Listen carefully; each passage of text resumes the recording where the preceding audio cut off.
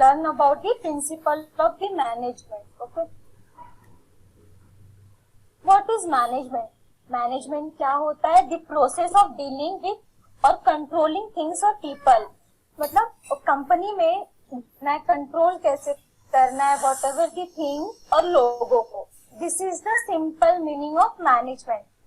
And according to the Henry Ford, the definition is to manage is to forecast and plan, to organize, to command, to coordinate and the control. According to the Henry Ford, वो क्या बोलते हैं? Management को forecast करना, plan करना, organize करना, to command, to coordinate and control. So this is the simple definition of the management. Okay. See, Henry Ford, the father of the general administration. First, I'm going to tell you about the Henry Ford. ये कौन थे, कहाँ से थे, कैसे इनके principal आए. Okay, pay attention here. Henry Ford was born in France in 1841. He got degree in mining in 1860. And he started working as an engineer in a coal mining company. And he promoted as manager of company in 88. He got a degree in 1860 and he started working as a coal mining company. And he promoted director company in 1888. Okay, so company was in situation of insolvency. Accepted the challenge and managerial technique to bring out the company from his situation to any success. In this situation, insolvency means company बहुत घाटे में थी, बहुत loss में थी. So Henry Ford was accept the challenge and he applied his technique to the managerial technique and technical and managerial. In this technical means जो worker है वो worker में ही काम करेंगे, and in the managerial technique he used principle like staffing, controlling, organizing. और ऐसे करके उन्होंने कंपनी को एक सक्सेस बनाया. When he retired after 30 years, the company was a leading coal steel company with a strong financial back. When he was retired, वो company 30 साल बाद इतने अच्छे सिचुएशन आ गए, उसका फाइनेंशियल ग्रोथ, उसका गुडविल बहुत अच्छा था. Henry Ford was one of the first theorists to define the function of management in his 1961 book. ये फर्स्ट थियरिस्ट तो जिन्होंने डिफाइन किया फंक्शन ऑफ मैनेजमेंट को बुक में 1961, the book of administration industry.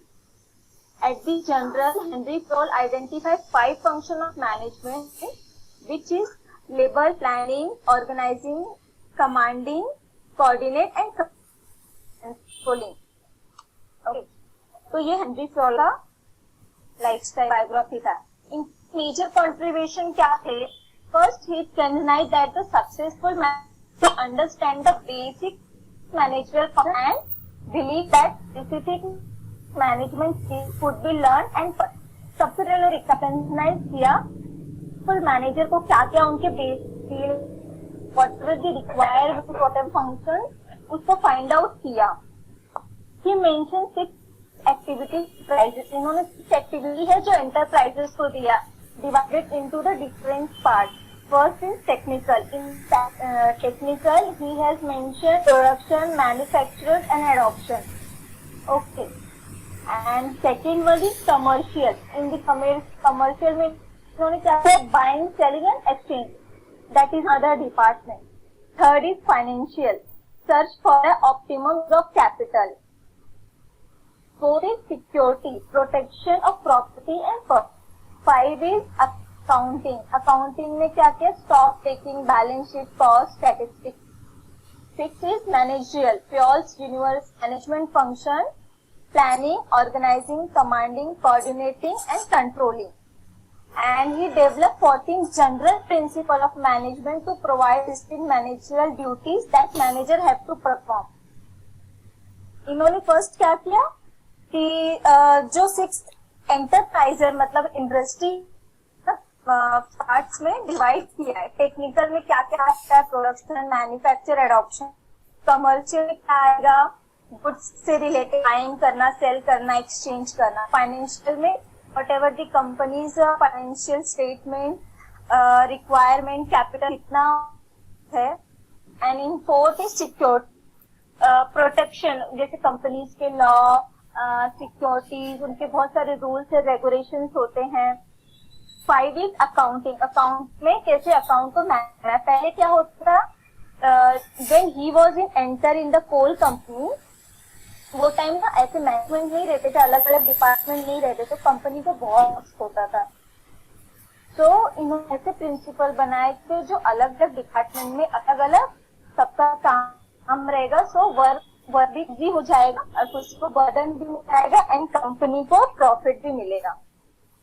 So these are the 14 principles of management: vision of work, authority, discipline, unity of command, unity of direction, interest, remuneration, centralization, scalar order, equity, ability, initiative, free crop. Hello? Yes, ma'am. Yes. So these are the 14 principles, but in the today's lecture we will study only 4 principles. Okay. First, division of work. So this principle suggests that the total work should be subdivided into the small parts. Okay. You can see this picture. The manager is asking her subordinate different. It means he looked at the work or divided the work to the different employees who is the expert in that part of the work. This leads to specialization and less wastage, reduce the risk and getting work not done. See, you can see this image. Different department: HR and payroll, sales and marketing, operation and production, customer services, IT department, admin department.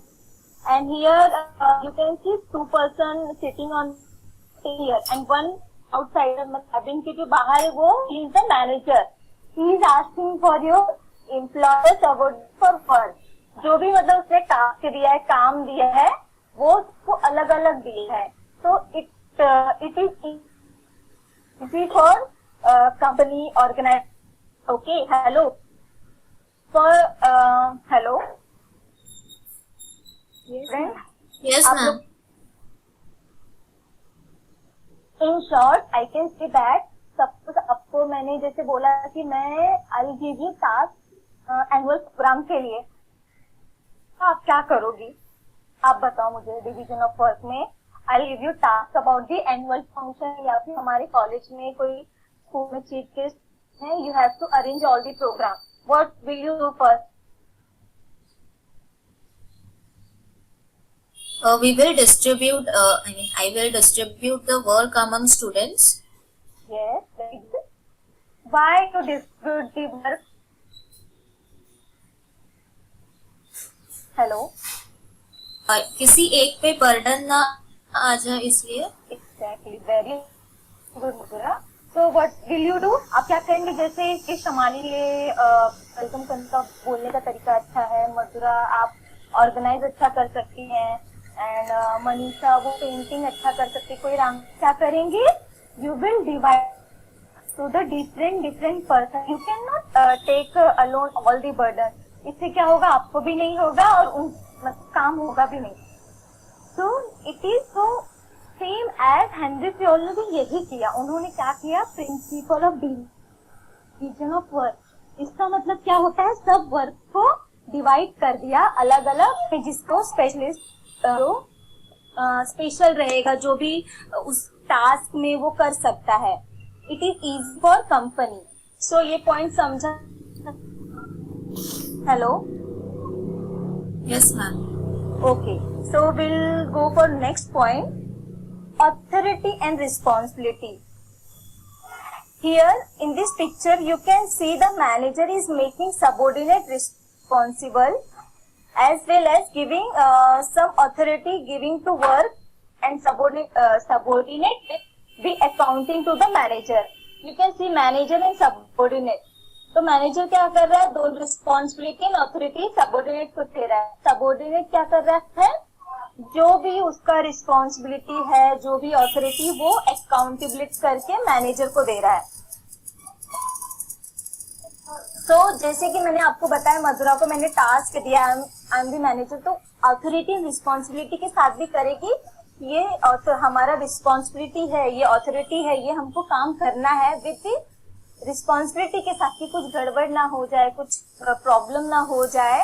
और उसकी पूरी जिम्मेदारी कौन रहेगी, Madhura, because she is the seer of the class. First let's understand the meaning of authority. Authority मतलब क्या होता है, कोई बता सकता है? हेलो, आदेश अनुसार काम करायचं. Okay, very good.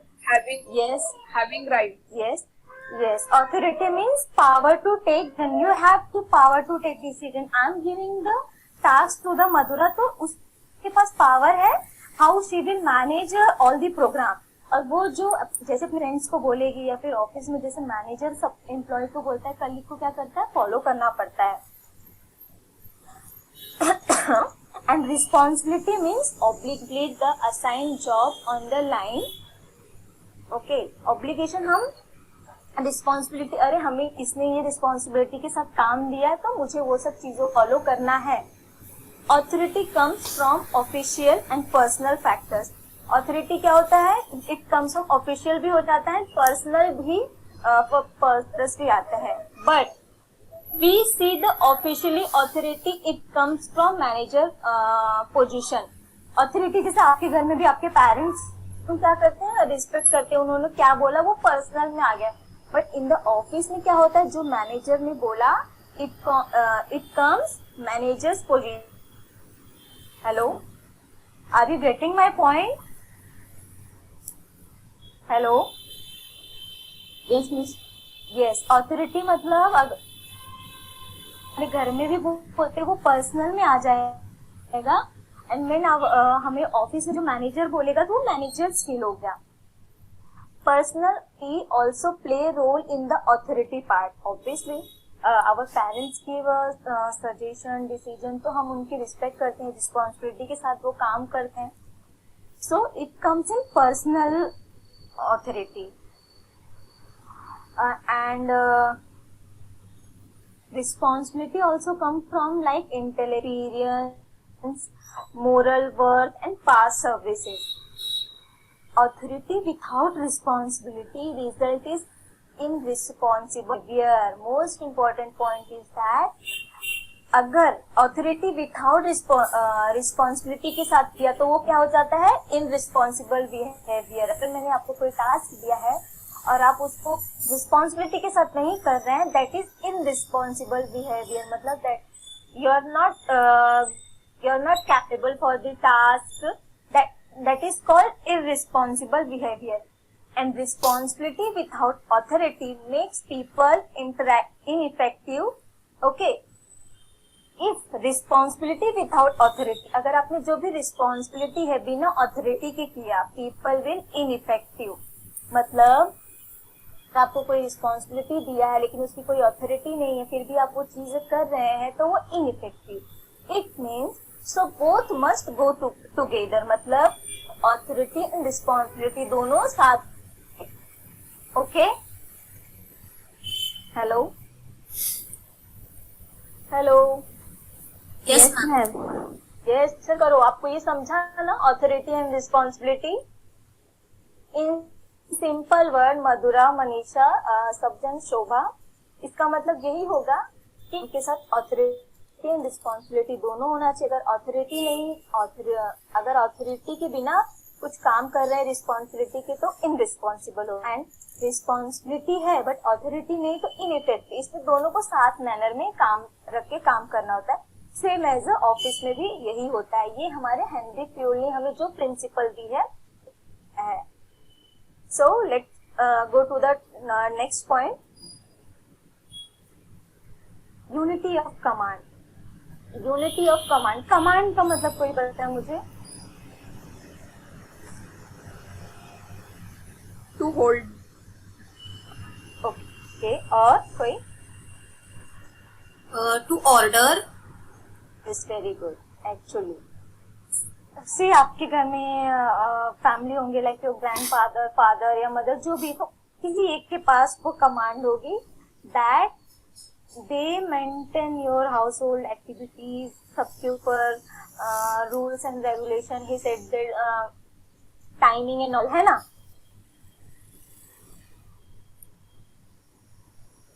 Student, hello. हाँ मैडम. तो आप लोग बोलो, नहीं तो मुझे लगे सब लोग सो गए. तो कमांड उनके हाथ में वो रहता है, तो वो क्या आप उनके अनुसार काम करते हो, राइट? सेम एज ऑफिस में भी होता है.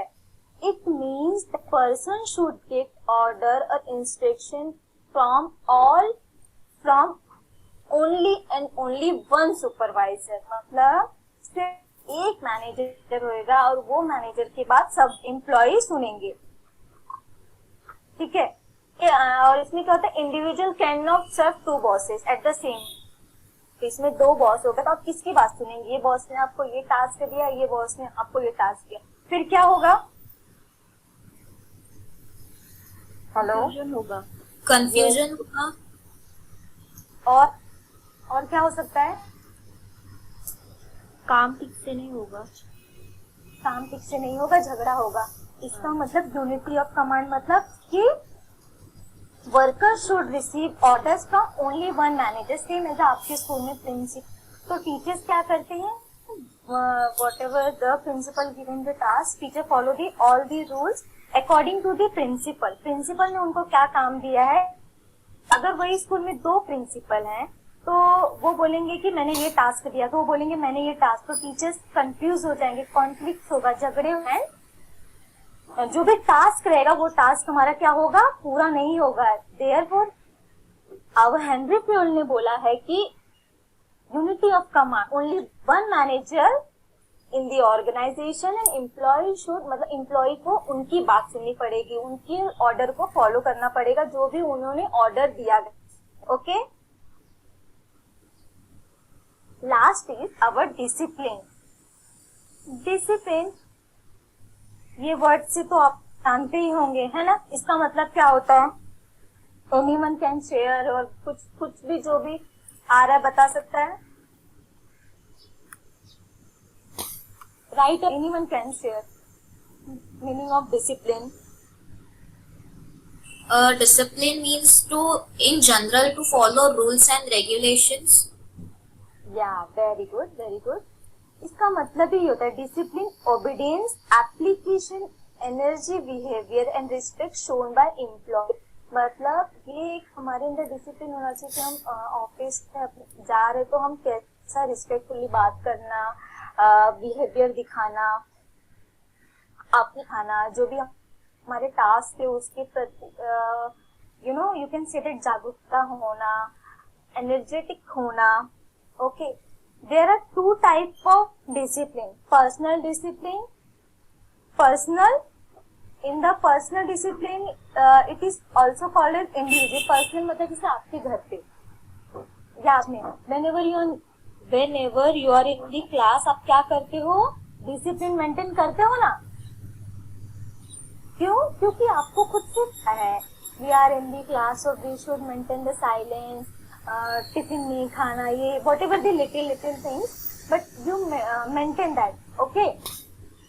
And sex command ये वर्ड से ही हमें लग रहा है ये डिसिप्लिन कम्स इन ऑफिस. मतलब ये ऑफिस में होता है जो कि हमें बॉस देता है. जैसे कि होते हैं लाइक ऑफिस के डिसिप्लिन. अभी आप लोग को थोड़ा तो ऑफिस के बारे में पता होगा, आपके घर में कोई जाता ही होगा कि what they follow Monday to Friday, only formal dresses. You can see these images.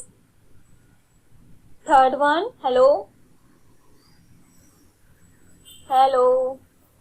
Yes ma'am. employee discipline at workplace for the company policy, rules and regulation, like wearing formal. They know the office rules and regulation. We have to wear formal Monday to Friday because they know that is the company's policy. वो company की policy है. Second picture you can see all the employee sitting on the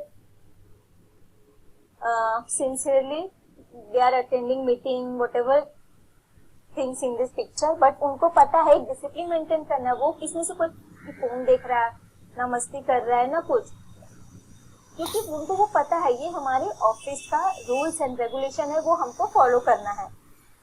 तो ये हो गया discipline. Discipline हम घर पे भी फॉलो करते हैं, बाहर भी फॉलो करते हैं. सेम एज हेनरी फ्योल ने भी बोला है कि ऑफिस में employee should have according to the company's organization. All the personal services in organization should be disciplined. Office में जो भी पर्सनल सर्विस क्या करना चाहिए, डिसिप्लिन के साथ मैनेज करना चाहिए या फिर फॉलो करना चाहिए. ओके